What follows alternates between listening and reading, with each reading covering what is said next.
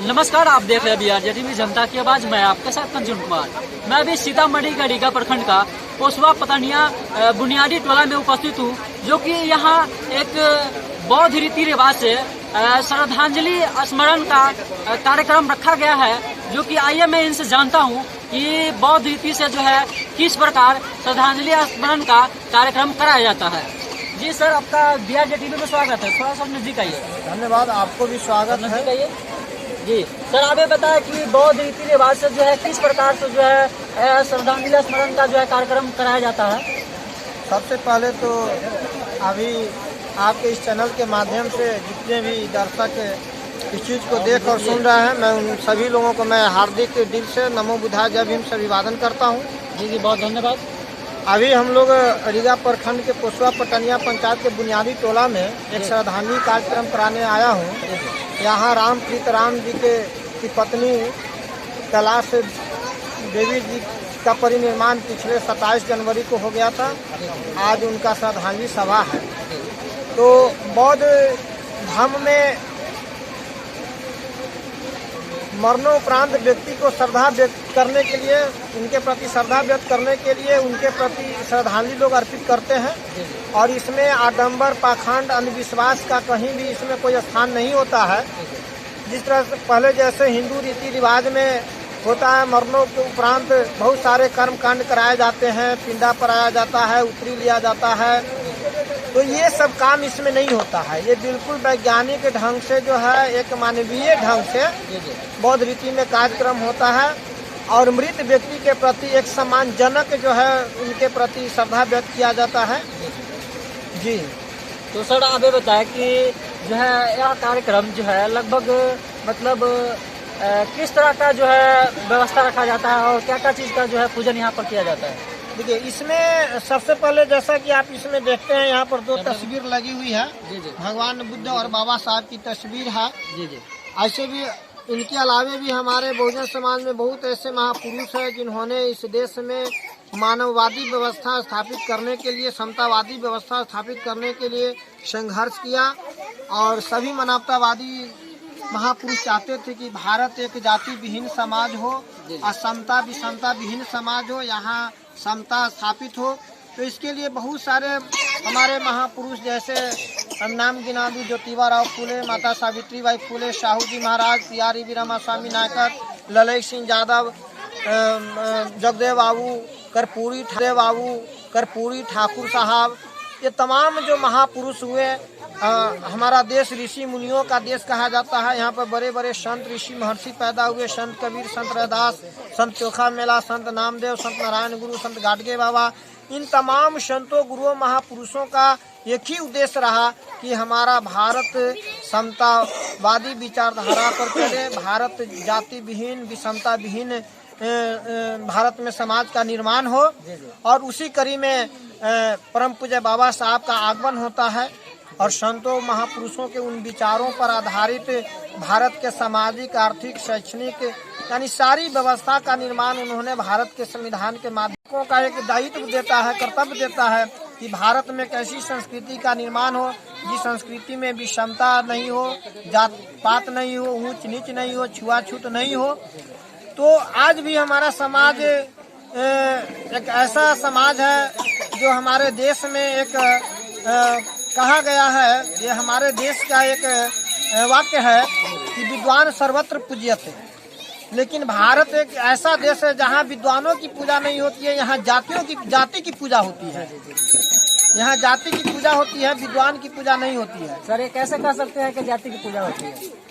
अब देखिए, यहाँ मान लिया कि अभी एक जो कार्यक्रम यहाँ बौद्ध रीति से हुआ, अगर हिंदू रीति से होता तो यहाँ एक ब्राह्मण जाति के लोग आते जो दूसरा तीसरा चौथा पास होते और ये सारे कार्यक्रम को हिंदू विधि विधान से कराते। और हमारे समाज का अगर संस्कृत का कोई प्रोफेसर भी होंगे, विद्वान भी होंगे, तो समाज उनको अलाउ नहीं करते हैं इस कार्यक्रम को करने के लिए। समाज उसकी मान्यता नहीं देते हैं। आज तो देखते हैं कि समाज में आज तो बड़े पैमाने पर हमारा समाज जो है बौद्धमय भारत की तरफ अग्रसरित हो रहा है। फिर भी अधिसंख्यक लोगों को देखते हैं कि उनके समाज में अगर कोई संस्कृत का प्रकांड विद्वान भी हो, लेकिन शादी विवाह में उनको न बुला करके, उनसे पूजा पाठ नहीं करा करके, समाज में जो एक पेशेवर कहिए जो पुरोहित का काम करता है, जो पढ़ा लिखा भी नहीं होता है, उस समाज का सबसे कम एजुकेटेड प्राप्त लोग होता है। पढ़ा लिखा लोग तो नौकरी में जाते हैं, लेकिन एक खास जाति के, एक विशेष जाति के जो समाज का अपने समाज का सबसे कम पढ़ा लिखा होता है, जिसको नौकरी चाकरी का कहीं कोई उपाय नहीं होता है, तो वह पुरोहितगिरी करता है। और हमारा समाज उसको जाति की महत्ता को देखते हुए उसको बुला करके अपना सारा संस्कार कराता है। तो इस लिहाज से हम कह सकते हैं कि भारत एक ऐसा अजूबा देश है जहाँ विद्वानों की पूजा नहीं होती है, बल्कि जाति की पूजा होती है। तो इनका कहना है कि हमारे देश में जो है जिस प्रकार से पूजा पाठ का जो व्यवस्था रखा गया है, जो अविश्वास है, जिसपे कोई विश्वास नहीं करने का जो है वो जो है पूजा पाठ है, जो भी है भगवान तकवान, ये सब पे विश्वास अविश्वास जिसको माना जाता है, उसी को जो है बताए हैं पुनीत जी। तो आइए मैं किसी और पर्सन से जानना चाहूंगा ये लोगों को जो है इस कार्यक्रम में मतलब कैसा लगा और कैसा मतलब इस कार्यक्रम को समझ में आया। सर, इस कार्यक्रम के बारे में मतलब आप बताइए कि किस प्रकार से ये काम आपको जो है लगा। ये कार्यक्रम जैसे बुद्ध का जैसे आप दीपो भव के आधार पर विज्ञानवादी मानवतावादी संस्कार है।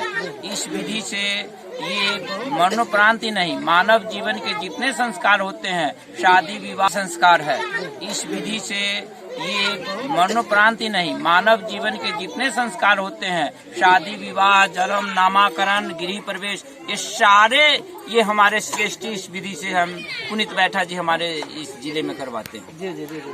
तो सर यह प्रोग्राम मतलब किस तरह से लगा आप लोगों को? प्रोग्राम तो अच्छा है, ये सही वो प्राचीन भारत की जो महिमा, जिस समय स्वर्ण युग कहा जाता था भारत का, तो स्वर्ण युग जब जो ही ये हमारे समाज में पूरा प्रचलन में आ जाएगा, फिर भारत जैसे बुद्धमय होगा और स्वर्ण युग कहलाएगा भारत। जी जी। तो इनका भी यही कहना है कि आप खंड से जो है बाहर निकलकर वास्तविकता में मतलब प्रवेश करें। सर, आपको इस मतलब कार्यक्रम से मतलब क्या मतलब कैसा लगा आपको कार्यक्रम? इस कार्यक्रम से हम लोग समाज में जागृति हुई। जी जी। जो अंधविश्वास में जो पड़े हुए थे, जी जी, उन लोग को आँख खुल गया है। ये भाई पंडित जी आते हैं, ठग के ले जाते हैं। जी जी। इसमें कोई खर्चा नहीं है। जी जी। है कोई खर्चा नहीं है। इसलिए हम लोग समाज इससे जागृति हुई है, जागा है, और आगे भी लोग करेंगे या करते रहेंगे। जी जी। तो आइए मैं किसी और पर्सन से जानना चाहूँगा कि यहाँ का बौद्ध रीति रिवाज से जो कार्यक्रम रखा गया था, तो उनके बारे में क्या बताना चाह रहे हैं। तो सर, आप बताएं कि यहाँ जो कार्यक्रम बौद्ध धर्म से किया गया है, उसके बारे में मतलब आप लोगों को कैसा लगा?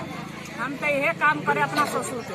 अच्छा, हमारे ठीक लगते हैं। अच्छा, मतलब आप लोग बौद्ध धर्म से ही अपने ससुर को करवाए थे? हाँ, अच्छा लगता प्रोग्राम? अच्छा लगता है। किसी प्रकार का मतलब गलत या किसी प्रकार का उद्भेद नहीं ना है इसमें? नहीं, हमारे लिए तो बहुत अच्छा है। बहुत अच्छा है। हम ससुर का काम कर रहे हैं, अभी ये लोग करेंगे। अच्छा अच्छा। आप लोगों को कैसा लगा? हम लोगों को तो बहुत अच्छा लगा। यहाँ प्रोग्राम में तो बहुत सुंदर भी दिखता है और यहाँ की जो भी कुछ जानकारी मिला है बहुत अच्छा लगा हम लोगों को। चलिए, इसके लिए बहुत बहुत धन्यवाद। तो आइए हम इनसे भी जानूंगा कैसा लगा आपको चाची, जो कि बौद्ध धर्म से जो है श्रद्धांजलि। अच्छा लगता है। जी जी, बहुत अच्छा लग रहा है ना। हाँ। किसी प्रकार का कोई आप लोगों को संदेह नहीं है? नहीं, बहुत अच्छा लगा है। तो यहाँ का परिजन को भी यही कहना है कि बौद्ध धर्म से जो है यहाँ जो भी कार्यक्रम रखा जा रहा है, और इससे हमारा समाज सुधरेगा और समाज में विकसित और शिक्षा का जो है मार्ग चलेगा। भगवतो अरहतो सम्मा बुद्धस्स नमो तस्स भगवतो अरहतो सम्मा बुद्धस्स नमो तस्स भगवतो अरहतो सम्मा बुद्धस्स बुद्धं शरणं गच्छामि धम्मं शरणं गच्छामि संघं शरणं गच्छामि भीमं शरणं गच्छामि मातृ शरणं गच्छामि पितृ शरणं गच्छामि द्वितीयंपि बुद्धं शरणं गच्छामि धम्मं शरणं गच्छामि संघं शरणं गच्छामि शरणं गच्छामि पितृ शरणं गच्छामि तथ्यंपि बुद्धं शरणं गच्छामि धम्मं शरणं गच्छामि संघं शरणं गच्छामि हिमं शरणं गच्छामि मातृ शरणं गच्छामि पितृ शरणं गच्छामि पंचशील पाणातिपाता वेरमणि शिक्षापदं समादयामि तदीयदान वेरमणि शिक्षापदं समादयामि कामेषु मिथ्याचारः वेरमणि शिक्षापदं समादयामि मुसावादः वेरमणि शिक्षापदं समादयामि शुक्र मेरय मध्य समाधिकान वेरमणि शिक्षापदं समादयामि बुद्धं नमामि धम्मं नमामि संघं नमामि भीमं नमामि मातृ नमामि पितृ नमामि नमो बुद्धाय जय भीम साधु साधु साधु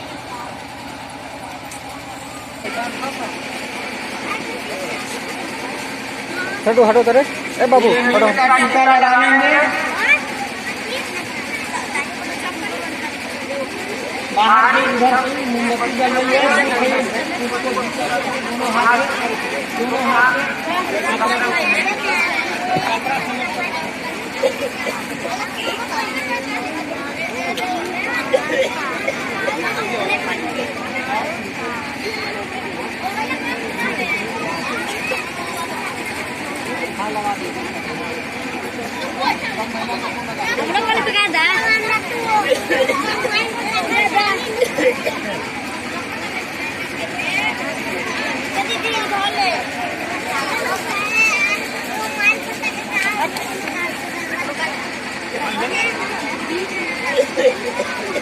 मैंने ताकना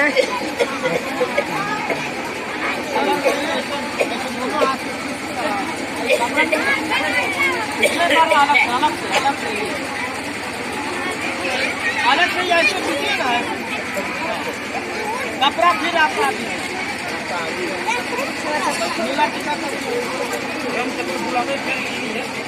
बैठ जाइए सभी लोग अपने अपने जगह पर बैठ जाए।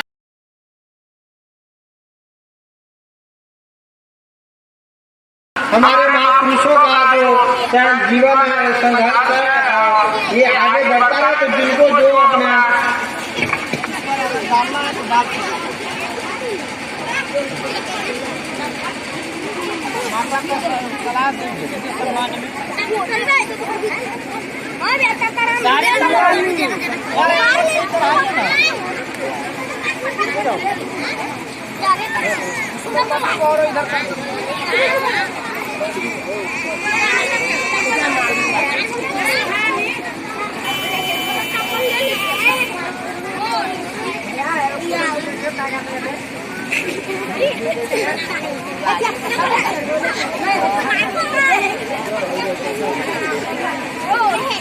कपड़ा चाची कपड़ा ठीक से रखिए, उधर से चढ़ाइए तब बुआ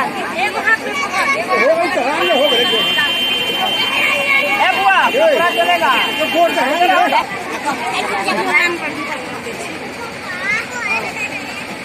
ये जी देख रहे हैं चाची को बोलिए तो कपड़ा बार बार बोल रहे हैं अलग से